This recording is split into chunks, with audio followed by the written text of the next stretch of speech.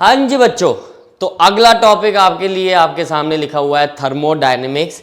ये एक ऐसा टॉपिक है जिसमें बच्चे बेवजह ही चीज़ें गलत कर देते हैं, जबकि ये बहुत ही स्कोरिंग चैप्टर रहता है। क्यों रहता है? क्योंकि इसमें बहुत ही छोटी छोटी आसान सी चीज़ें होती है जो आपको समझकर याद रखनी है। तो हेलिक्स इंस्टीट्यूट की तरफ से थर्मोडायनेमिक्स को समझाने के लिए मैं आया हूँ। और कैसे करेंगे हम? जैसे आपको बताइए, क्वेश्चंस के थ्रू सारी की सारी चीजें करेंगे। ठीक है, तो चलो स्टार्ट करते हैं। देखो, सबसे पहले आपके सामने एक क्वेश्चन है। इस क्वेश्चन को पढ़ते हैं, फिर बताता हूं आपको कि इसको करने के लिए आपको क्या क्या चीजें आनी चाहिए। तो देखो, figure shows two processes A and B और given for a given sample of a gas. A की गैस का सैंपल है, उसके दो प्रोसेसेस है ए और बी। ठीक है, तो उसमें उन्होंने क्या किया है? उसमें उन्होंने बोला है कि dQ1 जो अमाउंट ऑफ हीट है एब्जॉर्ब्ड इन प्रोसेस से, प्रोसेस बी में अमाउंट ऑफ हीट इतनी एब्जॉर्ब हुई है, इंटरनल एनर्जी का चेंज है इतना पहले में, और इंटरनल एनर्जी का चेंज है प्रोसेस बी में डी यू का। तो आपको इनका रिलेशन बताना है। तो देखो, इस क्वेश्चन को करने से पहले सबसे पहले आपको पता होना चाहिए कि इंटरनल एनर्जी क्या है, कैसे फाइंड करते हैं। ठीक है, तो ये जो पूरा का पूरा क्वेश्चन है, it is based on first law of thermodynamics. First law of thermodynamics. ठीक है, तो देखो फर्स्ट लॉ है क्या, पहले तो ये आपको याद रहना चाहिए। फर्स्ट लॉ कहता है कि अगर कोई भी सिस्टम जो है, सिस्टम का मतलब यहां पर क्या है? गैस। ठीक है, तो कोई भी सिस्टम जो है गैस हो जाएगी। गैस किसी कंटेनर के अंदर होगी, उसके ऊपर कोई पिस्टन लगा होगा। अगर वो पिस्टन ऊपर नीचे मूव कर पा रहा है, it is capable of doing work, तो वो पूरा का पूरा जो सिस्टम है उसमें मैं जितनी भी हीट दूंगा, गैस को जितनी भी हीट दूंगा, वो हीट कहां जाएगी? कुछ पार्ट उसमें या तो चला जाएगा इंटरनल एनर्जी में, या कुछ पार्ट चला जाएगा वर्क डन में। ठीक है, तो मतलब ये जो होती है heat absorbed by system, heat absorbed by system. ठीक है, ये हो जाता है change in internal energy of gas, change in internal energy. Clear है? और ये हो जाता है work done by gas, work done by gas. Clear है? तो हम इसको अप्लाई कैसे करें वो समझते हैं। देखो, सबसे पहले तो आपने एक चीज का ध्यान रखना है कि अगर इंटरनल एनर्जी की बात करें तो जो इंटरनल एनर्जी होती है किसी भी गैस की, वो होती है NCVT। क्या है N? क्या है? Number of moles. N is number of moles. CV होता है molar specific heat capacity at constant volume, molar specific heat capacity at constant volume. बच्चे ये बहुत जरूरी है, कांस्टेंट वॉल्यूम, कि हम गैस की वॉल्यूम कांस्टेंट रखते हुए उसको जितनी एनर्जी दे रहे हैं और वो इंटरनल एनर्जी को जो चेंज कर रहा है ये उसके अकॉर्डिंगली आएगा। और T हो जाता है एब्सोलूट टेम्परेचर, मतलब केल्विन में उसका जो टेम्परेचर है। तो आपको ये चीज़ पता होनी चाहिए। तो इसमें अगर मैं डेल्टा यू की बात करूं तो डेल्टा यू हो जाता है NCV डेल्टा T। तो ध्यान से देखना, ये जो चीज़ है, जो चेंज इन इंटरनल एनर्जी है, चेंज इन इंटरनल एनर्जी जिसको हम डेल्टा यू लिखेंगे, ये सिर्फ और सिर्फ किस पे डिपेंड करती है? ये डिपेंड करती है सिर्फ और सिर्फ, depends only on temperature change, depends only on temperature change. मतलब कि ये जो है it is independent of process और path followed, independent of process और पाथ फॉलोड। तो ये पॉइंट आपको बहुत ही जरूरी है ध्यान में रखना आपके लिए। ठीक है, चलो, प्रोसेस और पाथ फॉलोड बाय गैस। जैसे मान लो मैंने एक गैस को T1 टेम्परेचर से T2 टेम्परेचर तक मैं लेकर गया उसको। ठीक है, उसको T2 टेम्परेचर तक लेकर गया, तो ये प्रोसेस A हो गया। ऐसे ही मैंने क्या किया, मैं उसको यहां से यहां ले गया B प्रोसेस से। तो पहला प्रोसेस ये हुआ, दूसरा ये हुआ। तो आप देखोगे इसका इनिशियल टेम्परेचर T1 है, फाइनल टेम्परेचर T2 है। मैं प्रोसेस A से जाऊं तो भी चेंज इन टेम्परेचर कितना आया, ए में चेंज इन टेम्परेचर कितना आया, वो आ गया T2 माइनस T1। और अगर मैं बी से यहां लेकर जाता हूं तो यहां पर टेम्परेचर T1 है, यहां पर टेम्परेचर T2 है, तो ये भी क्या बन जाएगा डेल्टा टी, इसमें भी क्या बन जाएगा T2 माइनस T1। तो जब initial and final state same होगी तो change in internal energy same होगा, तो इसका मतलब है delta U A will be equal to delta U B. तो आपने इस चीज का ध्यान रखना है, जो एनर्जी होती है इंटरनल एनर्जी वो क्या है, स्टेट फंक्शन है, पाथ पे डिपेंड नहीं करता। तो पहले तो आपको ये कॉन्सेप्ट पता होना चाहिए।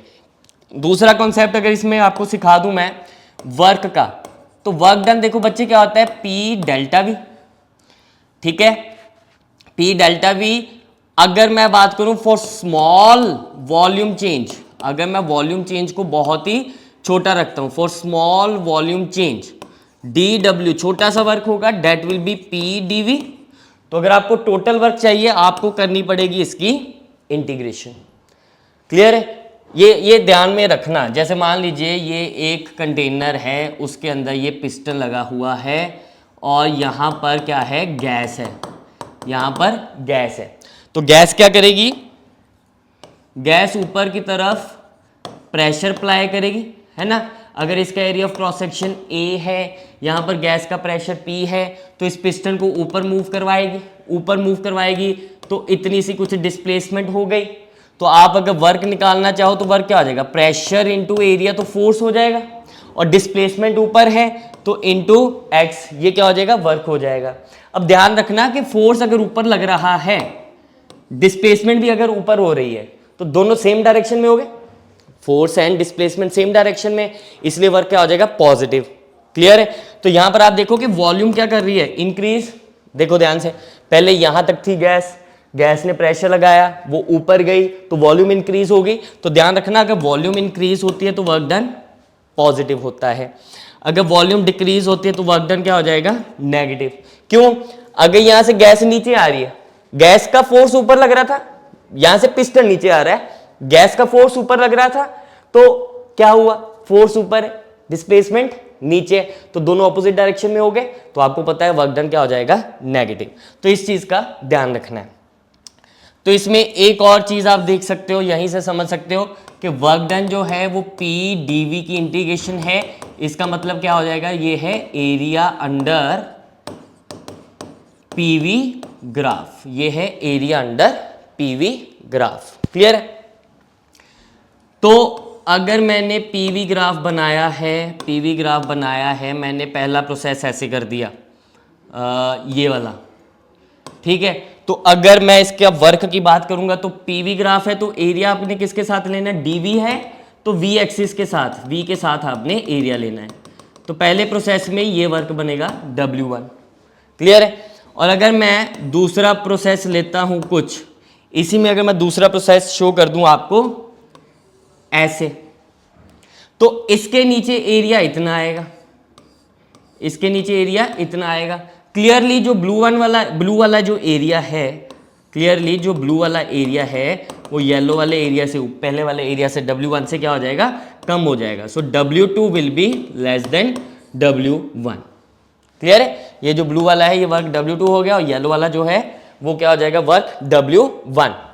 तो यहां से आपको एक चीज नजर आ रही होगी कि अगर मैं यहां से देखो दोबारा, अगर मैं यहां से यहां लेकर जा रहा हूं प्रोसेस 1 से, और यहां से यहां लेकर जा रहा हूं प्रोसेस 2 से, तो दोनों केसेस में initial and final state same है, पर पहले प्रोसेस में ये सारा एरिया आया जो ऑब्वियसली ज्यादा है, और दूसरे वाले में ये वाला एरिया आया जो ऑब्वियसली कम है।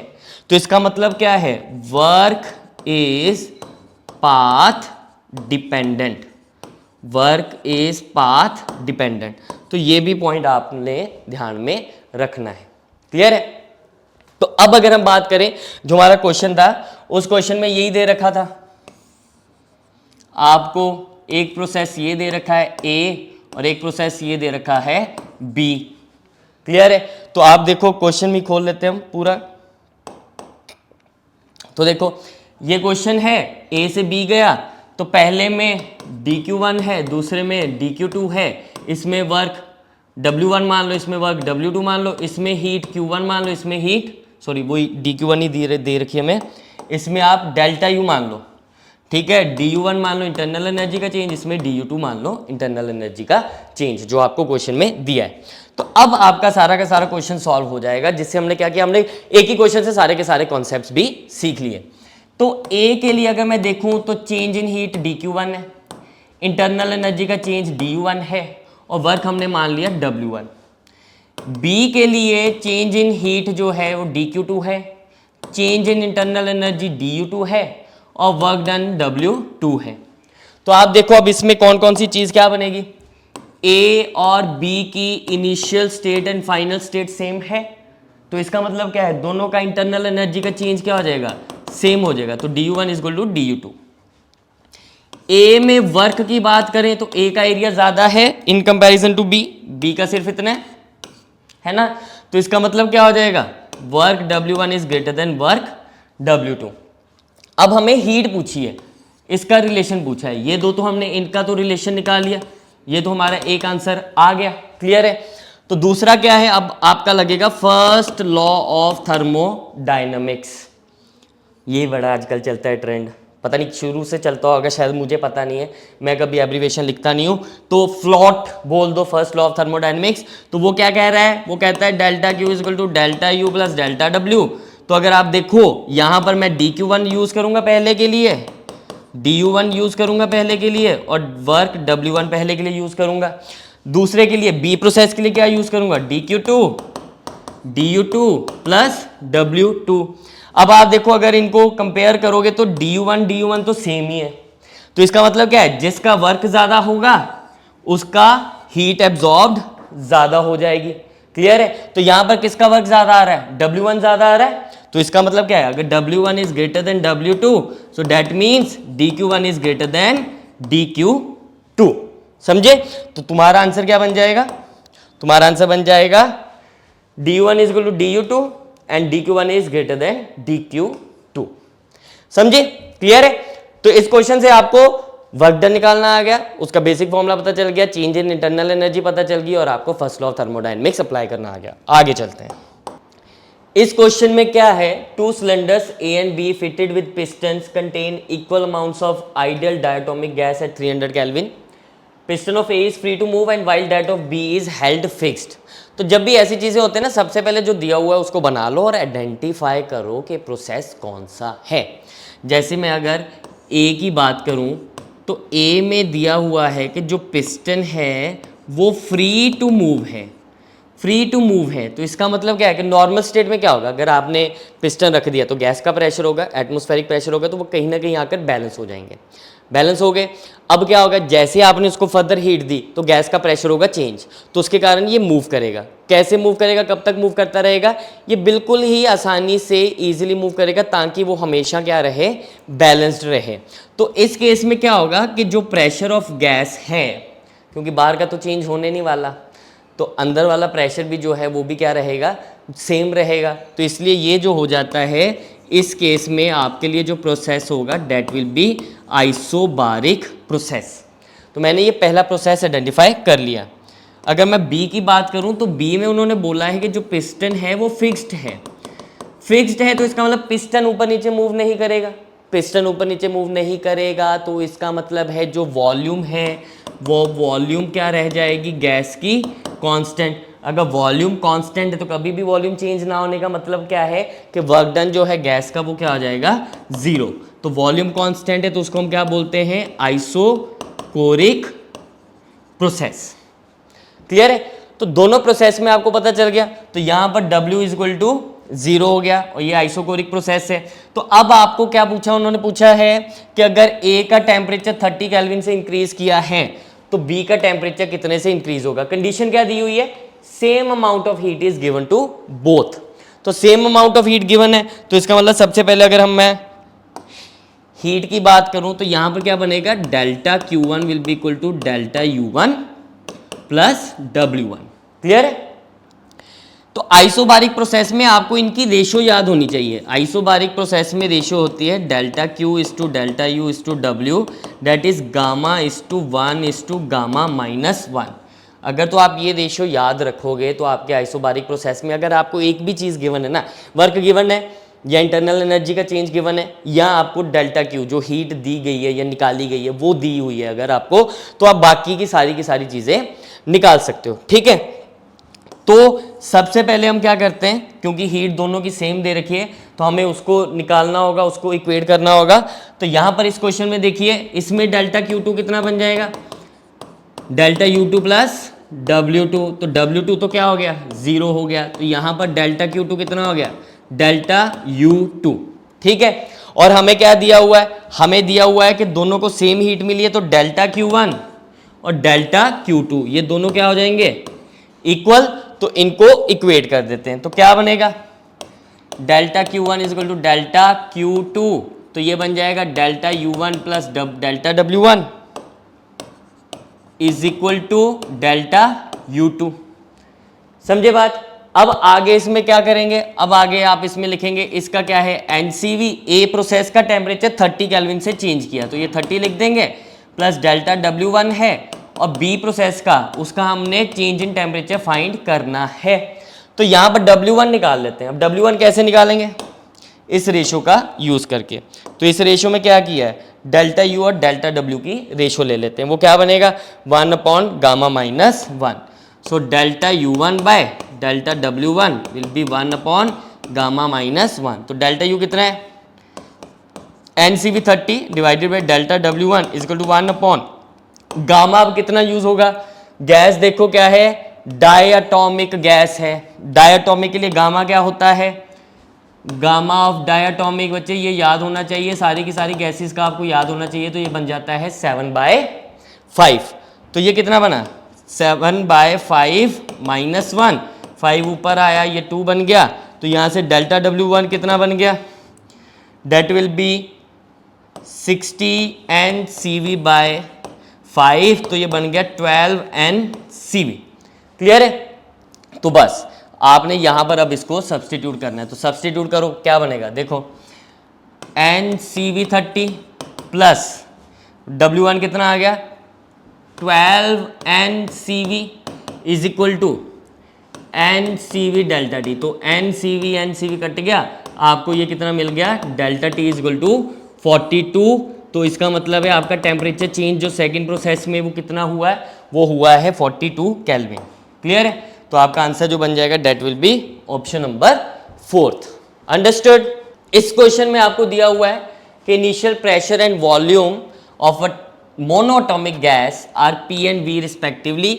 इसको एक्सपेंड किया गया isothermally to a volume 8V and then compressed adiabatically to volume V। तो सबसे पहले यहाँ पर ना बच्चा एक काम करते हैं, आपको आइसोथर्मल और एडियाबैटिक की इक्वेशंस और सारी चीज़ें समझा देते हैं। तो अगर मैं आइसोथर्मल की बात करूं तो नाम सजेस्ट कर रहा है आइसोथर्मल, मतलब जो टेम्परेचर है वो सेम रहता है, टेम्परेचर सेम रहता है। तो इसका मतलब डेल्टा T हो जाएगा 0। तो अगर मैं इक्वेशन करूंगा use PV equal to nRT for an ideal gas, तो T कांस्टेंट है तो इसका मतलब PV क्या हो जाएगा, कांस्टेंट हो जाएगा। PV कांस्टेंट हो गया तो इसका मतलब P is inversely proportional to V, या फिर मैं लिखूं P1 V1 is equal to P2 V2। ये रिलेशन तो आपको याद रहने चाहिए। ठीक है। दूसरा आ जाता है एडियाबैटिक प्रोसेस। एडियाबैटिक प्रोसेस, तो एडियाबैटिक प्रोसेस में क्या होता है कि डेल्टा Q जो होता है वो 0 होता है, मतलब सराउंडिंग से ना हीट अंदर आती है सिस्टम में, ना सिस्टम से हीट बाहर जाती है। तो यहाँ पर इसकी जो इक्वेशन होती है वो होती है PV की power gamma is equal to constant. ये क्या होता है, दिस इज कॉन्स्टेंट। समझे। तो अगर ये कांस्टेंट हो गया तो इसका मतलब क्या है, P1 V1 की power gamma is equal to P2 V2 की पावर गामा। ठीक। अब जो दिया हुआ है उसको उठाकर पुट कर दो, तुम्हें कोई प्रॉब्लम नहीं आएगी, बस तुम्हें कैलकुलेशन करनी है। तो पहला प्रेशर P है, वॉल्यूम V है, उसको एक्सपेंड किया आइसोथर्मली वॉल्यूम 8V तक। तो मतलब सबसे पहले आपको PV constant P1 V1 is equal to P2 V2 लगाना होगा। तो देखो क्या बनेगा, कि P1 V1 is equal to P2 V2, initial pressure P दिया, वॉल्यूम V दी, फाइनल प्रेशर पता नहीं, वॉल्यूम 8V दी। तो फाइनल प्रेशर यहाँ से क्या मिल गया हमें, इनिशियल बाय 8, ये चीज़ मिल गई। अब उसके बाद क्या किया है, कंप्रेस कर दिया एडियाबेटिकली टू वॉल्यूम V। अब 8V से वापस 8V तक ले आए, तो फाइनल प्रेशर ऑफ गैस पूछा है क्या होगा। तो देखो जी, फाइनल प्रेशर ऑफ गैस की हम अगर बात करें तो अब मुझे क्या लगाना है, अब मुझे P2 V2 की पावर गामा, यही होगा ना, क्योंकि फाइनल प्रेशर मतलब इसके लिए एडियाबेटिक के लिए इनिशियल क्या है, प्रेशर इज P2। तो P2 V2 की power gamma is equal to P3 V3 की पावर गामा। तो P2 हमने निकाला P/8 और वॉल्यूम कितनी थी 8V, और फाइनल प्रेशर हमने निकालना है, फाइनल वॉल्यूम कर दी V की पावर गामा। क्लियर है। तो अब यहां से क्या बना, यहां से बन गया आपका P/8 इंटू 8 की पावर गामा V की power gamma is equal to P3 into V की पावर गामा। तो V की पावर गामा कैंसिल हो गया, तो यहां से आपको P3 कितना मिला, P3 मिल गया P इंटू 8 की पावर गामा -1। तो बच्चे गामा क्या होगा, गैस देखो कौन सी है, गैस दे रखी है मोनोएटॉमिक। तो मोनोएटॉमिक के लिए गामा कितना होता है, गामा मोनो के लिए कितना होता है बच्चे 5/3। तो ये पुट कर दो 5/3 -1, क्या आ जाएगा आंसर, बोल लो। प्रेशर है 2 की पावर 5/3 -1 कितना बन गया 2/3, और यहाँ 8 था, तो इस 8 को मैं क्या लिख सकता हूँ, 8 को मैं लिख सकता हूँ 2 का क्यूब डिवाइडेड बाई 2/3। तो 3 से 3 कैंसिल हो गया, ये कितना बन गया P इंटू 2 का स्क्वायर। तो आपका आंसर कितना आ जाएगा 4P, answer will be 4P। Clear है। अगला क्वेश्चन देखते हैं क्या है। हाँ जी, तो अगले क्वेश्चन की बात करते हैं। इस क्वेश्चन में क्या दिया हुआ है, एक साइक्लिक प्रोसेस दिया हुआ है ABCA।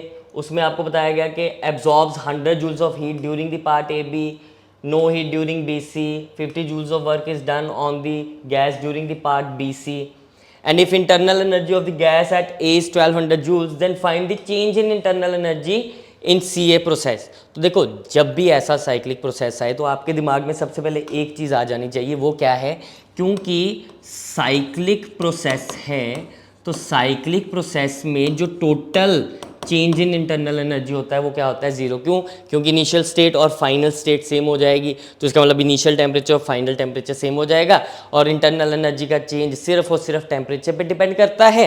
तो इसलिए यहाँ पर क्योंकि डेल्टा टी जीरो है तो डेल्टा यू जीरो हो जाएगा। मतलब क्या है कि जो ए बी में इंटरनल एनर्जी का चेंज हुआ होगा, है ना, जो बी सी में इंटरनल एनर्जी का चेंज हुआ होगा, और जो सी ए में इंटरनल एनर्जी का चेंज हुआ होगा, वो क्या हो जाएगा, जीरो। तो आपको ये सबसे पहले साइक्लिक प्रोसेस में ध्यान में रखना होगा, क्योंकि आपको एनर्जी चेंज पूछा गया है, इंटरनल एनर्जी का चेंज इन प्रोसेस सी है, तो आपको ये इक्वेशन लगानी पड़ेगी। तो मतलब ये फाइंड करने के लिए आपको ये दोनों चीज़ें चाहिए। तो ये दोनों चीज़ें फाइंड करने के लिए उन्होंने ए बी और बी सी की इंफॉर्मेशन दे रखी है। तो क्या करेंगे, कैसे करेंगे, देखो सबसे पहले जो दिया हुआ है ना उसको नोट करो, और जो जो प्रोसेस के लिए दिया हुआ उस हिसाब से चलो। जैसे मैं ए बी की बात करता हूं, तो ए बी में सबसे पहले क्या दिया है, absorbs 100 joules of heat during the part A B. तो मतलब डेल्टा क्यू ए बी कितना हो जाएगा, 100 जूल्स, प्लस में लिया है। क्यों, हमेशा ध्यान रखना, जब गैस हीट एब्जॉर्ब करती है, जब गैस हीट एब्जॉर्ब करती है तो पॉजिटिव में होती है, जब गैस हीट रिलीज करती है तो वो नेगेटिव में होती है। तो डेल्टा क्यू ए बी मैंने 100 जूल लिख लिया। आगे चलते हैं, no heat during B C, तो मतलब डेल्टा क्यू बी सी जो है वो जीरो हो जाएगा। तो सबसे पहले ऊपर बी सी लिख लो, जिसके बारे में इंफॉर्मेशन लिख रहे हो, delta Q B C will be zero. फिर आगे बोला 50 joule of work is done on the gas during the part B C. Work is done on the gas, by the gas नहीं है, तो work done on the gas अगर 50 है तो by the gas उसका नेगेटिव होगा, ये आपको हमेशा ध्यान में रखना है। तो वर्क डन बीसी कितना आ गया, -50 जूल्स। अब आपको नजर आ रहा होगा कि इसमें डेल्टा क्यू मिल गया, डेल्टा डब्ल्यू मिल गया, तो फर्स्ट लॉ से मैं इसका डेल्टा यू फाइंड कर सकता हूँ। यहाँ पर आपका डेल्टा क्यू मिल गया, अगर इसका भी डेल्टा डब्ल्यू मिल जाए तो मैं डेल्टा यू फाइंड कर सकता हूँ। तो इसका डेल्टा डब्ल्यू फाइंड करने के लिए आपको ग्राफ देखना पड़ेगा। ग्राफ में ध्यान से देखो, ए बी में वॉल्यूम कांस्टेंट है, तो जब ए बी में वॉल्यूम कांस्टेंट है तो वॉल्यूम कांस्टेंट का मतलब है वर्क क्या हो जाएगा, जीरो। क्लियर है, वॉल्यूम कांस्टेंट का मतलब हो गया वर्क इज जीरो। तो अब आपने क्या करना है, अब आपने दोनों की जो अननोन क्वांटिटी है वो फाइंड करना है। तो यहां पर लगाओ दोनों के लिए फर्स्ट लॉ ऑफ थर्मोडायनेमिक्स, तो delta Q A B will be equal to delta U A B plus delta W A B. तो ये 100 जूल्स दिया हुआ है, ये हमने फाइंड करना है, और वर्क डन हमारे पास डेल्टा डब्ल्यू ए बी कितना आया, 0। तो यहां से डेल्टा यू ए बी आ गया 100 जूल्स। ठीक है, सिमिलरली अगर मैं यहां पर बात करूं तो यहां पर डेल्टा क्यू बी सी कितना हो गया, that will be delta U B C plus delta W B C. तो ये 0 दिया हुआ है, ये हमने फाइंड करना है, और ये हमें -50 दिया है। तो यहां से आप देखो डेल्टा यू बी सी कितना आ गया, delta U B C will be equal to 50 joules. ठीक है ना, ये इधर आकर +50 हो जाएगा, ये बन गया। अब बात करो, अब आंसर क्या बनेगा, सीधा सीधा आंसर आ जाएगा। अब delta U A B plus delta U B C plus delta U C A, ये 0 था क्योंकि साइक्लिक प्रोसेस से हमने इस इक्वेशन का यूज़ कर लिया। तो क्या बन गया, इसकी वैल्यू 100, इसकी 50, और डेल्टा यू ए सी ए कितना हो गया 0। तो यहाँ से डेल्टा यू सी ए कितना बन गया, -150 जूल्स। तो आपका आंसर क्या बन जाएगा, ऑप्शन नंबर 2। क्लियर। तो अगला क्वेश्चन क्या है, अगला क्वेश्चन दे रखा है हमें कि एक cyclic process A B C A, कौन सा, ये वाला आपको साइक्लिक प्रोसेस दिया हुआ है A B C A, V T diagram दे रखी है, वी और टी डायग्राम दे रखी है आपको। नेक्स्ट उन्होंने पूछा है कि कांस्टेंट मास के लिए दे रखा है, तो उन्होंने पूछा कि which of the following graphs represents the corresponding process on A PV diagram. तो देखो, जब भी ऐसा क्वेश्चन आए आपको पता होना चाहिए कि कौन से प्रोसेस के लिए कौन सा ग्राफ कैसा होता है। तो पहले एक काम करते हैं, आपको समझाते हैं कि कौन से प्रोसेसेस में ग्राफ कैसा होता है। तो देखो, सबसे पहले अगर मैं बात करूं PV इक्वल टू कॉन्स्टेंट, ये कौन सा प्रोसेस है, आइसोथर्मल।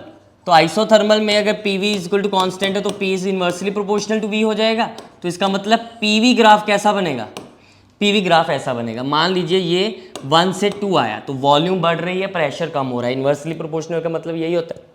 ठीक है, अगर मैं इसी का VT ग्राफ बनाना चाहूँ, आइसोथर्मल का मैं VT ग्राफ बनाना चाहूँ, तो आइसोथर्मल में क्या होता है, टेम्परेचर कांस्टेंट होता है। तो टेम्परेचर कांस्टेंट है, टेम्परेचर मैंने एक्स एक्सिस पे लिया है, तो क्या होगा, 1 से 2 आने में वॉल्यूम बढ़ रही है, 1 से 2 आने में वॉल्यूम बढ़ रही है। तो इसका मतलब यहाँ पर टेम्परेचर कांस्टेंट रहेगा बट वॉल्यूम बढ़ेगी तो ये ऊपर जाएगा, तो ये 1 बनेगा और ये 2 बनेगा। हाँ कि ना, कन्वर्जन ही करनी है ना, सिंपली जो चीज़ गिवन है उस हिसाब से चलो। जैसे इसमें मैं पीटी ग्राफ भी बना देता हूँ अगर, या टीपी कर देते हैं, अपनी मर्जी है, जितना मर्जी जो मर्जी ले लो जब खुद बना रहे हैं, बट क्वेश्चन में जो दिया होगा आपने उस हिसाब से चलना है। तो जैसे टीपी ग्राफ है, तो टीपी ग्राफ में टेम्परेचर तो कांस्टेंट है क्योंकि आइसोथर्मल है, तो इसका मतलब ये स्ट्रेट लाइन बनेगी ऐसे पैरेलल टू पी एक्सिस। अब एरो इधर होगा या उधर होगा वो कैसे पता चलेगा, 1 से 2 आए, वॉल्यूम बढ़ी, प्रेशर कम हुआ, प्रेशर कम हो रहा है तो इसका मतलब टेम्परेचर कांस्टेंट है, प्रेशर कम होना चाहिए, तो ये ग्राफ ऐसे आएगा। ठीक है, तो आपको ये तीनों ग्राफ्स पता होने चाहिए कि अगर आइसोथर्मल प्रोसेस का ग्राफ बनाना है PV, VT, TV, TP या PT, तो ये ग्राफ ऐसा बनेगा। क्लियर है। अगर मैं अगले की बात करूं, इसी में आइसोकोरिक की बात कर लेते हैं। तो आइसोकोरिक में बच्चे वॉल्यूम होती है कांस्टेंट, तो वॉल्यूम कांस्टेंट होती है, तो इसका अगर मैं ग्राफ की बात करूं, इसकी अगर इक्वेशन की बात करूं, तो PV इक्वल टू nRT से अगर हम देखेंगे तो P is proportional to T आ जाता है, P प्रोपोर्शनल टू T आ जाता है। तो मतलब मैं P और T का ग्राफ अगर बनाऊं तो वो क्या होना चाहिए, straight line appearing to be passing through origin, क्योंकि एब्सोल्यूट जीरो नहीं होता, गैसेस का एग्जिस्ट नहीं करता, इसलिए ये ओरिजिन से पास नहीं करेगा, टेम्परेचर केल्विन में है। तो अब यहाँ से अगर मैं 1 ले लेता हूँ, ये 2 ले लेता हूँ, और लेट्स से 1 से 2 गया, तो PT ग्राफ ये बनेगा, PT ग्राफ ये बनेगा। तो अगर मैं यहाँ से VT ग्राफ बनाना चाहता हूँ, VT ग्राफ, तो आइसोकोरिक प्रोसेस से वॉल्यूम कांस्टेंट है, वॉल्यूम कांस्टेंट है तो ये ऐसी ही एक स्ट्रेट लाइन बनेगी। अब आपको देखना पड़ेगा एरो किधर है, 1 किधर है, 2 किधर है। तो देखो 1 से 2 गया, टेम्परेचर बढ़ रहा है, प्रेशर बढ़ रहा है, वॉल्यूम कांस्टेंट है। तो यहाँ पर अगर मैं VT ग्राफ बना रहा हूँ तो टेम्परेचर क्या कर रहा है, 1 से 2 जाने में टेम्परेचर बढ़ रहा है। तो 1 से 2 जाने में टेम्परेचर बढ़ेगा, तो मतलब यहाँ पर टेम्परेचर किस डायरेक्शन में बढ़ रहा है, राइट की तरफ। तो इसका मतलब 1 इधर आ जाएगा, 2 इधर आ जाएगा, एरो इधर बना लेंगे। तो हर बार जब भी कन्वर्जन करनी है, इससे ये बनाना है या इससे ये बनाना है, एरो साथ में ही आप डालोगे, सीक्वेंस साथ में लिखते जाओगे, प्रॉब्लम नहीं आएगी, गड़बड़ नहीं होगी। अगर इसी में आपसे मैं बोल दूं कौन सा रह गया, पीटी बन गया, वीटी बन गया, पीवी ग्राफ बना लेते, तो ये पी हो गया, ये बी हो गया। अब वॉल्यूम कांस्टेंट है, वॉल्यूम कांस्टेंट है तो ऐसी एक लाइन आएगी, वॉल्यूम चेंज नहीं हो रही। अब मुझे ये देखना है 1 ऊपर है कि नीचे। तो देखो टेम्परेचर बढ़ रहा है, प्रेशर बढ़ रहा है, तो 1 से 2 जाएंगे तो प्रेशर बढ़ेगा, है ना, ये ऐसे ही जा रहा है ना 1 से 2, तो प्रेशर बढ़ रहा है। यहाँ पर प्रेशर इतना था, यहाँ पर प्रेशर इतना है, तो प्रेशर बढ़ रहा है, तो इसका मतलब इसका एरो ऊपर जाएगा 1 और 2। क्लियर, समझे बात। एक और कर लें, अगर इसी में आपको मैं एक और साथ में करवा देता हूँ, कौन सा करें, आइसोबारिक कर लेते हैं। आइसोबारिक में बच्चे प्रेशर कांस्टेंट होता है, प्रेशर कांस्टेंट होता है तो ठीक है, इसका मतलब PV is equal to nRT। अगर इक्वेशन लिखूंगा मैं तो इसमें क्या आएगा, इसमें प्रेशर कांस्टेंट है तो V directly proportional to T हो जाएगा।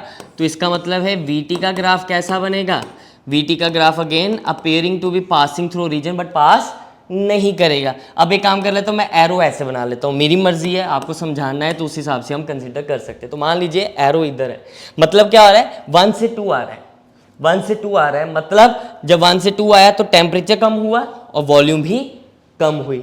अब इसका ग्राफ बनाना है, आपको बोल दिया पीटी ग्राफ बना दो, पीटी बना देते हैं। तो प्रेशर क्या है बच्चे, कांस्टेंट है, प्रेशर कांस्टेंट है तो ये ऐसे ही रहेगा, हॉरिजॉन्टल लाइन आ जाएगी, टी के पैरेलल आ जाएगी। अब आप देखो कि 1 से 2 आया तो क्या हुआ, टेम्परेचर कम हुआ है, तो मतलब यहाँ पर भी टेम्परेचर कम की तरफ जाना चाहिए, तो टेम्परेचर कम इधर हो रहा है, तो ये 1 बन जाएगा और ये 2 बन जाएगा। क्लियर है, इसमें VT हो गया, PT हो गया, PV ग्राफ बना लेते हैं। तो PV ग्राफ में क्या होगा, प्रेशर कांस्टेंट है, तो प्रेशर कांस्टेंट है तो प्रेशर कांस्टेंट ऐसे ही रहेगा। अब आप खुद देखो अगेन 1 से 2 आ रहा है तो वॉल्यूम कम हो रही है, तो वॉल्यूम कम इस डायरेक्शन में हो रही है, तो ये 1 बन जाएगा और ये 2 बन जाएगा। क्लियर, तो इन चीज़ों का ध्यान रखते हुए कन्वर्जन आप कर सकते हैं। तो जो हम अब चलते हैं क्वेश्चन पे, क्वेश्चन में हमें ये दिया हुआ है कि ये वाला प्रोसेस है, अब इसके कॉरेस्पॉन्डिंग हमने ग्राफ चूज करना है। तो देखो सबसे पहले V और T ग्राफ दिया है, तो यहाँ पर देखो AB में क्या आ रहा है, AB में आपको मिल रहा है V directly proportional to T, है ना, appearing to be passing to region, ठीक है। तो इसका मतलब क्या हो जाएगा, V is proportional to T, मतलब आइसोबारिक प्रोसेस हो जाएगा। ये पहले प्रोसेस लिख लिया।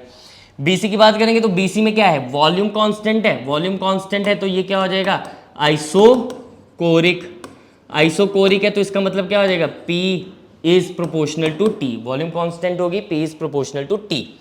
CA क्या है, CA में ध्यान से देखो टेम्परेचर कांस्टेंट है, टेम्परेचर कांस्टेंट का मतलब आइसोथर्मल, तो आइसोथर्मल CA कितना बन गया, क्या बन गया, आइसोथर्मल, तो इसका मतलब क्या है, टेम्परेचर क्या हो जाएगा, कांस्टेंट हो जाएगा, तो मतलब P is inversely proportional to V हो जाएगा। ये सारी इंफॉर्मेशन लिख ली, अब उसको प्लॉट करते हैं, अब उसको प्लॉट करते हैं।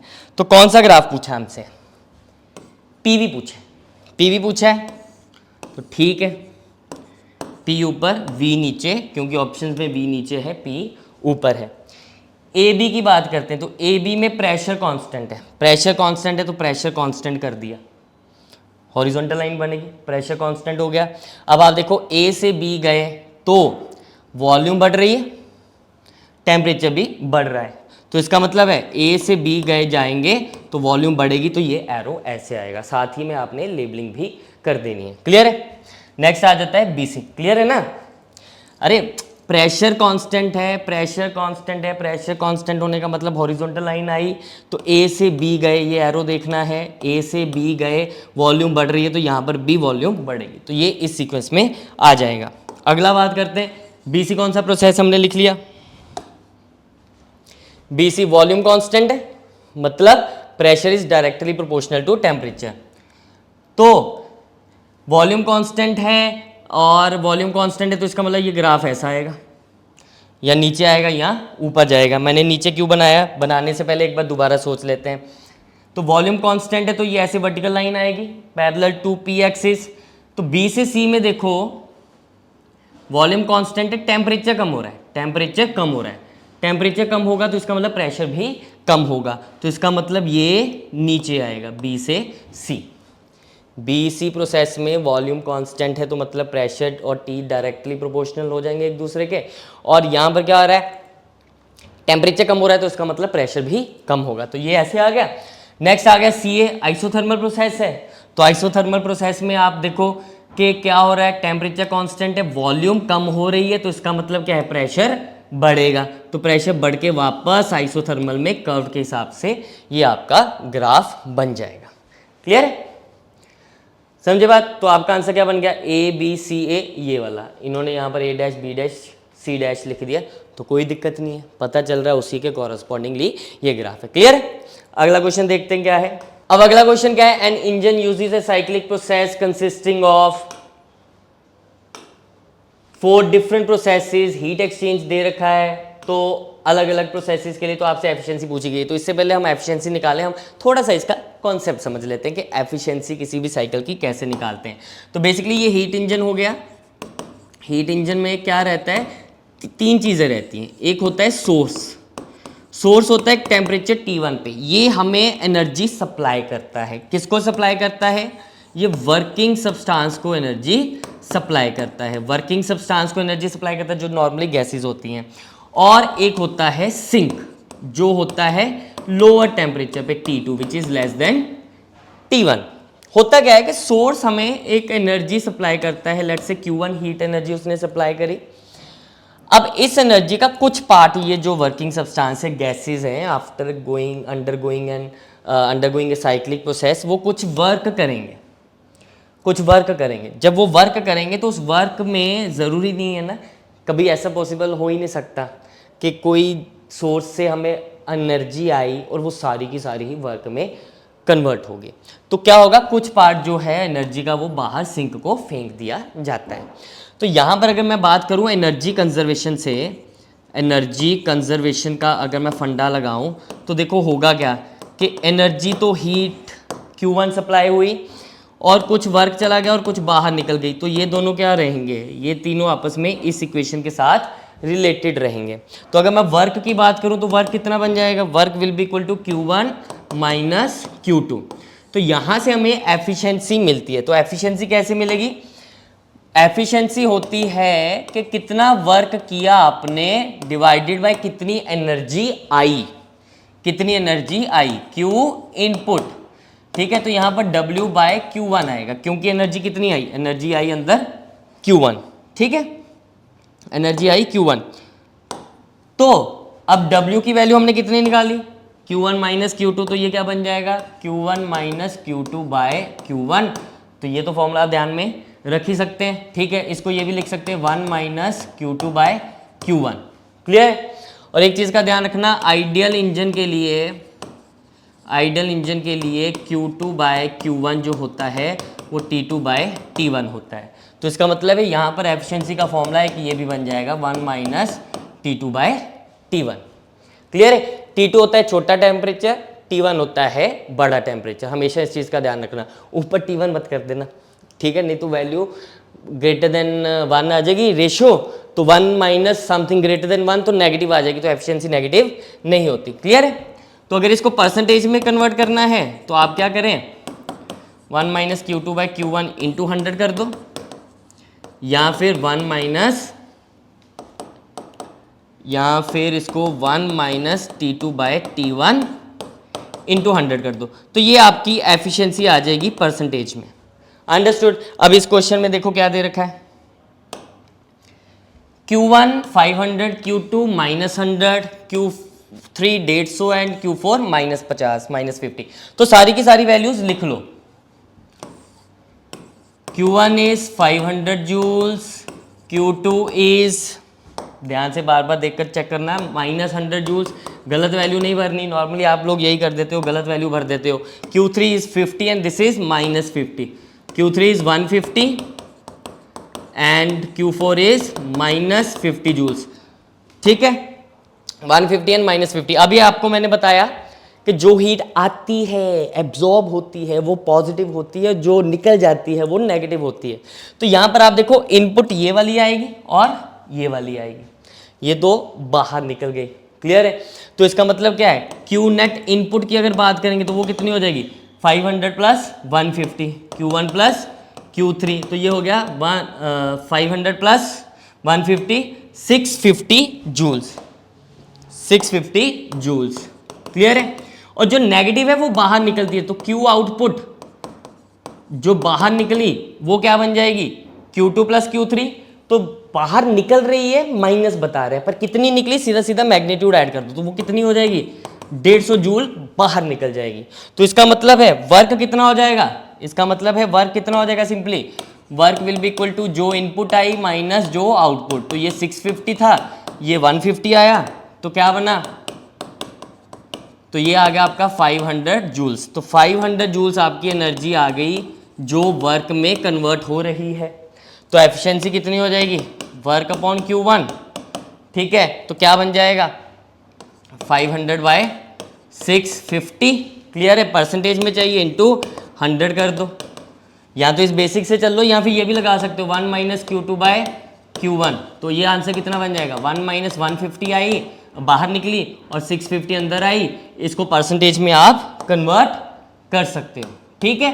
तो जो फॉर्मूला आपके ध्यान में है आप वो लगा लो, ऐसी कोई बात नहीं कि सर आपने तो हमें ये बड़े बड़े फॉर्मूले डिराइव करवा दिए और फिर बाद में आपने ये वाला कर दिया। तो आपको हर एक फॉर्मूला बेस्ड क्वेश्चन आ सकता है, आपको पता होना चाहिए किसको कैसे अप्लाई करना है। तो ये सॉल्व करोगे तो आपका आंसर जो आ जाएगा 77% आ जाएगा। ठीक है? अब अगला क्वेश्चन क्या है, इसमें लिखा है calculate the least amount of work that must be done to freeze 1 gram of water at 0 degree Celsius by means of a refrigerator. अब यहाँ पर रेफ्रिजरेटर का काम आ गया। देखो रेफ्रिजरेटर क्या करता है, रेफ्रिजरेटर चीज़ें ठंडी करता है। कैसे, जब हम उसके अंदर रखते हैं तो रेफ्रिजरेटर क्या है, रेफ्रिजरेटर तो ठंडा ही होता है, तो उसको हम कोल्ड रेजरवायर बोल देंगे, उसको हम कोल्ड रेजरवायर बोल देंगे। तो कोल्ड रेजरवायर उसका टेम्परेचर T2 होता है। तो क्या करेंगे, उसमें से कुछ हीट एक्सट्रैक्ट करेंगे, तभी तो ठंडा होगा खाना या कोई भी ऑब्जेक्ट है। तो हीट एक्सट्रैक्ट करेंगे, तो मान लो Q2 है। अब हीट एक्सट्रैक्ट अपने आप तो होती नहीं है, फ्रिज में सामान रख दिया, पीछे से फ्रिज बंद किया हुआ है। अब फ्रिज बंद है तो अपने आप ठंडा हो जाएगा, क्या बोलोगे, हाँ जी सर ठंडा हो जाएगा। अरे ठंडे का मतलब ठंडा, बिल्कुल बर्फीला ठंडा, ऐसा नहीं कि रूम टेम्परेचर पर आ जाए। तो वो क्या करना पड़ेगा, फ्रिज चालू करनी पड़ेगी, फ्रिज चालू करनी पड़ेगी। इसका मतलब है कोई ना कोई बिजली यूज़ होगी, काम करना पड़ेगा। तो होता क्या है, वर्किंग सब्सटेंस होता है, उस वर्किंग सब्सटेंस पे हमें कुछ वर्क करना पड़ता है। तो जितना वर्क हुआ और जितनी हीट उसने एनर्जी एक्सट्रैक्ट करी कोल्ड रेजरवायर से, ये सारी मिलके बाहर निकल जाती है Q1, किसमें, ये जाती है हॉट रेजरवायर में। ठीक है? तो हॉट रेजरवायर का टेम्परेचर जो T1 है, नाम से पता चल रहा है कोल्ड से ज़्यादा ही होगा। क्लियर है? तो यहाँ पर coefficient of performance of refrigerator का यूज़ आता है कि कितनी हीट हमने निकाली, एक पूरे साइकिल में हमने Q2 हीट निकाली, इतनी हीट निकालने के लिए कितना वर्क करना पड़ रहा है, उसको हम कहते हैं coefficient of performance of refrigerator. तो Q2/W। तो हमें इस क्वेश्चन में ये पूछा है कि टेम्परेचर ऑफ सराउंडिंग दे रखा है, तो कितना वर्क करना पड़ेगा, W फाइंड करना है। तो Q2 अगर निकाल ले तो हमारा आंसर आ जाएगा। तो Q2 क्या बनेगा, पानी है, 1 ग्राम है, 0 डिग्री सेल्सियस पर है, तो इसका मतलब है थोड़ी सी हीट निकली तो वो जमना शुरू हो जाएगा, फ्रीज होना शुरू हो जाएगा। तो इसका मतलब है कितनी हीट निकालनी है, क्योंकि 1 ग्राम है तो हीट निकालनी है, 0 डिग्री सेल्सियस से जमेगा तो सिर्फ और सिर्फ स्टेट चेंज होगी। तो इसका मतलब M into L latent heat of fusion, ये लग जाएगा। तो 1 ग्राम है, 80 कैलोरीज इसकी वैल्यू होती है। तो Q2 कितना आ गया 80 कैलोरीज। तो यहाँ पर ये बन जाएगा 80/W, 80/W। अब मुझे अगर बीटा पता चल जाए तो मैं W निकाल सकता हूँ। अब थोड़ा यहाँ पर और खेल आते हैं। तो बीटा कैसे निकलता है, बीटा की वैल्यू क्या होती है बच्चा, बीटा होता है 1/T1/T2 - 1। कैसे आया, लो मैं डिराइव कर देता हूँ, तुम लोगों को याद रहेगा बीटा क्या होता है। देखो बीटा हमने लिखा Q2/W। अगर मैं एनर्जी कंजर्वेशन से चलूँ तो Q1 कितना हो जाएगा W प्लस Q2, है ना। Q1 कितना हो जाएगा W प्लस Q2। तो यहां से हमारे पास W कितना निकलेगा, W निकलेगा कितना, Q1 minus Q2, Q1 minus Q2। अब Q2 को नीचे ले जाओ, ऊपर नीचे डिवाइड कर दो, Q2 को ऊपर नीचे डिवाइड कर दो, ये Q1 है, ऊपर नीचे डिवाइड करेंगे तो क्या बनेगा, अगले पेज पे लिख लेते हैं। तो बीटा बन जाएगा Q2 upon Q1 minus Q2, ऊपर नीचे Q2 से डिवाइड किया तो 1 upon Q1 by Q2 minus 1 बन जाएगा। तो ये क्या बन जाएगा, Q1 बाई Q2, मैंने आपको बताया था Q1 by Q2 equal to T1 by T2। तो यहाँ पर बीटा की वैल्यू बन जाएगी 1 upon T1 by T2 minus 1। Clear है, ये बन गया। और यहाँ पर हमने बीटा कितना निकाला, बीटा हमने निकाला 80 बाई W। तो इसको यहाँ पर 80 बाई W में पुट कर दो, इन दोनों की वैल्यूज। ठीक है, बताओ क्या बनेगा। T1 दिया हुआ है कितना, T1 है cold reservoir, sorry hot reservoir, T1 है हॉट रेजरवायर। तो हॉट रेजरवायर का टेम्परेचर कितना दिया है 27 केल्विन में पुट करेंगे तो कितना बनेगा 300 केल्विन। और T2 कितना है, कोल्ड रेजरवायर पानी का जो ऑलरेडी 0 डिग्री सेल्सियस पर है, तो वो कितना बन जाएगा 273 केल्विन। बस यहाँ पर वैल्यूज पुट कर दो, क्या बनेगा 1 अपॉन 300 बाय 273 माइनस 1, ये बन जाएगा 273 डिवाइडेड बाय 27 और is equal to 80 by W आ जाएगा। तो यहाँ से जब W निकालोगे वो कितना बन जाएगा 80 इंटू 27 बाय 273।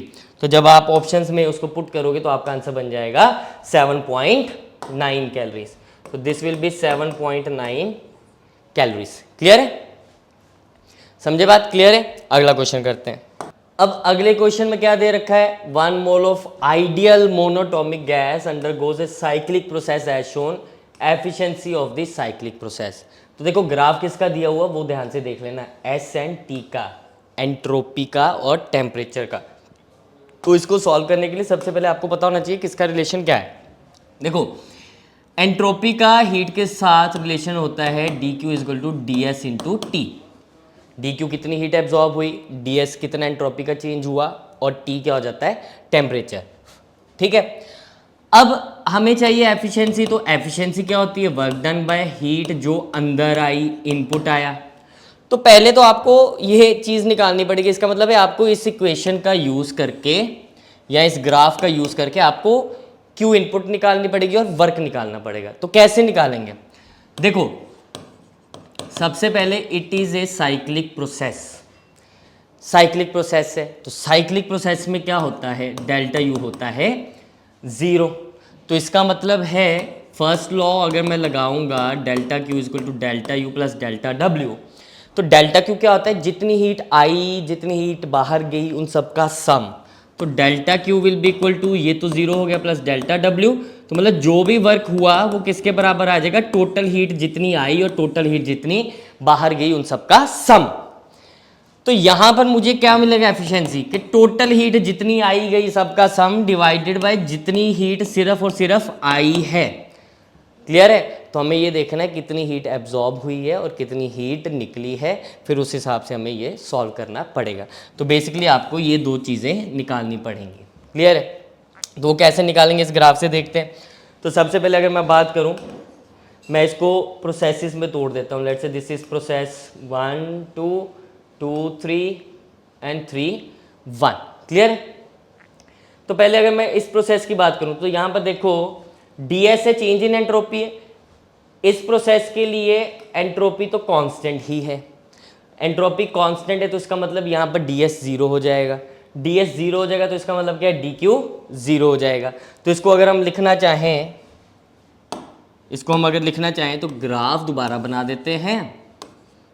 ये ऐसे था और ये ऐसे था। क्लियर है, और यहाँ पर आप इसका पूरा डिटेल्स लिख दो, क्या दे रखी है आपको, ये S0 है, दिस इज 2S0, टेम्परेचर है ये T0 और ये 2T0। तो हमने इसको 1 लिया, 2 लिया और ये हमने 3 लिया। तो पहली बात करते हैं हम DQ 12, तो वो बन जाएगा DS 12 इंटू T, ये तो 0 ही है। तो पहले प्रोसेस में तो कोई हीट आया ही नहीं, ना बाहर गई, तो dQ1 हो जाएगी 0। अब हम इसकी बात करते हैं 2-3 प्रोसेस 2-3 की बात करते हैं। वो क्या बनेगा, देखो इसको इधर लिख देते हैं, प्रोसेस 2-3। तो 2-3 के लिए देखो क्या बनेगा, सिर्फ 2-3 पे फोकस करना। ये T है, ये S है, और ये ऐसे है, ये 2 है, ये 3 है। मुझे इसमें पूरे में हीट चाहिए, तो वो मैंने फॉर्मूला क्या लिखूंगा, मैं ये लिखूंगा dQ equal to ds into T. तो बेसिकली ये मुझे इंटीग्रेशन करनी पड़ेगी, तभी पूरी हीट निकलेगी। तो ये 2 से 3 ऐसे जा रहा है, तो ds इधर है। तो आपको पता ना इंटीग्रेशन क्या देती है, एरिया देती है। अब ds है तो ds इधर है, तो मतलब आपको ये वाला एरिया यूज करना पड़ेगा इसकी हीट निकालने के लिए। तो वो क्या बनेगा, आप देखो, सम ऑफ पैरेलल साइड्स, ये ऐसा ट्रेपीजियम सा बन गया ना, ये इतना सा एरिया जो है ये काइंड ऑफ क्या, ये ट्रेपीजियम बन गया। तो यहाँ पर आपको पता है ये वैल्यू कितनी है, T0, ये वैल्यू 2T0, ये S0 और ये 2S0। तो इसका एरिया कितना बन जाएगा, तो DQ will be equal to area. तो एरिया कितना बना है, half into sum of parallel sides ये दो बनी, ये कितनी बनी, ये इतनी T0, और ये कितनी बनी 2T0। क्लियर है, तो T0 प्लस 2T0, क्लियर है, इनटू ऑल्टीट्यूड। ठीक है, वो कितना बनेगा, वो बनेगा ये वाला, वो कितना बना 2S0 minus S0 into S0 आ गया।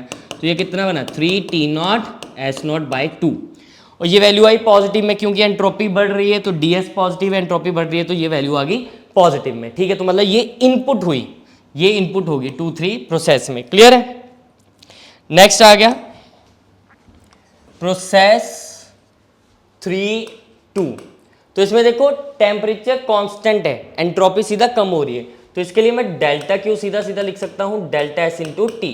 तो फाइनल एंट्रोपी कितनी है S0, इनिशियल कितनी थी 2S0, इनिशियल कितनी थी 2S0, तो क्या बन जाएगा S0 minus 2S0 into T. तो यहां से बच्चे आपका डेल्टा क्यू जो है 3-2 प्रोसेस के लिए वो बन जाएगा माइनस S0 इंटू टी। अब ये नेगेटिव में आई है तो वैल्यू, तो मतलब ये हीट बाहर निकली है।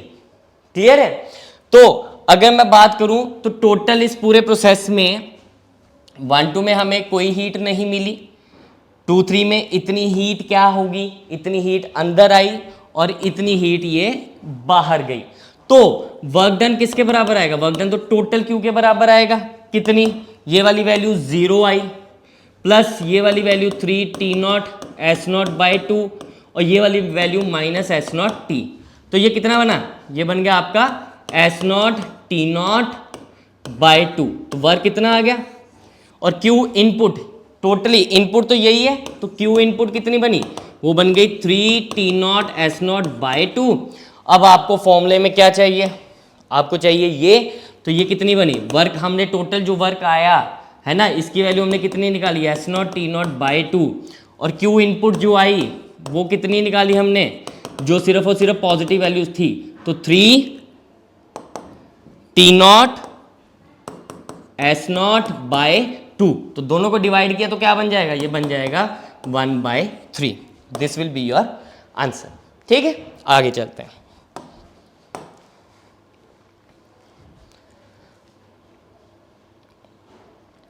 तो ये क्वेश्चन है नीट का, 2025 में पिछले साल आया। 2 gases A and B are filled at the same pressure in separate cylinders with movable pistons of radius A and radius B. On supplying an equal amount of heat to both the systems, दोनों systems को same amount of heat दे दी, मतलब delta Q1 will be equal to delta Q2, ये दे दिया। Under constant pressure, the pistons of gas A and B are displaced by 16 centimetre. तो पहले piston की displacement 16 centimetre है, दूसरे की 9 सेंटीमीटर है। And if change in their internal energy is the same, then ratio RA by RB। तो डेल्टा U1 भी डेल्टा U2 के बराबर दिया हुआ है। तो यहां से हमें क्या पता चल रहा है, अगर मैं फर्स्ट लॉ ऑफ थर्मोडायनेमिक्स लगाऊंगा तो वहां से मुझे क्या पता चल रहा है, मुझे पता चल रहा है कि अगर Q सेम है दोनों के लिए, U सेम है दोनों के लिए चेंज, तो इसका मतलब क्या है, पहले का work done is equal to दूसरे का वर्क डन। तो अब आपने वर्क डन निकालना है, तो बहुत सिंपल क्वेश्चन है। वर्क डन क्या बनेगा, देखो पहला पिस्टन है A, उसका रेडियस है RA, और दूसरा जो पिस्टन है दूसरे सिलेंडर में उसका रेडियस दिया हुआ है RB, और कितनी वैल्यू दे रखी है, उनकी रेशो हमने फाइंड करनी है। तो आप देखो कि उन्होंने बोला हुआ है क्या कि A 16 सेंटीमीटर ऊपर गया और जो B है वो 9 सेंटीमीटर ऊपर गया, क्योंकि प्रेशर सबका सेम है। तो अगर मैं वर्क डन की बात करूं यहां पर, तो वर्क डन हो जाएगा simply pressure into area into displacement. तो डिस्प्लेसमेंट ये बन जाएगा, तो इसका मतलब दोनों की वर्क की रेशियो लूंगा तो मैं क्या बनेगा, पहले की डिस्प्लेसमेंट डिवाइडेड बाय दूसरे की डिस्प्लेसमेंट। तो वो क्या बन जाएगा 16, सॉरी साथ में एरिया भी आएगा, डिस्प्लेसमेंट पहले की इंटू डिवाइडेड बाय दूसरे की इंटू पहले का एरिया डिवाइडेड बाय दूसरे का एरिया। तो एक की डिस्प्लेसमेंट 16 है, दूसरे की 9 है, एरिया क्या दे रखा है, पहले का पाई R1 स्क्वायर बनेगा और दूसरे का पाई R2 स्क्वायर बनेगा। क्लियर है। तो वर्क क्योंकि दोनों बराबर आ गए, तो इसका मतलब क्या है, ये रेशो किसके बराबर आ जाएगी 1। क्यों, क्योंकि W1 is equal to W2 हमने अभी निकाला। ठीक है, बस यहां से क्या बन जाएगा, R1 square by R2 square is equal to 9/16। तो इसका मतलब अगर मैं रूट ले लूँ दोनों तरफ, तो R1 बाय R2 कितना बन जाएगा 3/4। तो आपका आंसर क्या बन गया, आपका आंसर बन गया 3/4। क्लियर है। सो ये था आपका थर्मोडायनेमिक्स का चैप्टर। अगले चैप्टर्स भी देखते रहिए। हेलिक्स की ये टेस्ट सीरीज में आपको जो भी चीज़ें करवाई जा रही हैं उनको अच्छे से पढ़ते जाइए और मज़ेदार मज़ेदार मज़ेदार तरीके से नीट की तैयारी करते जाइए। ठीक है, तो wishing you all the very best. मिलते हैं अगले चैप्टर में। Thank you, bye.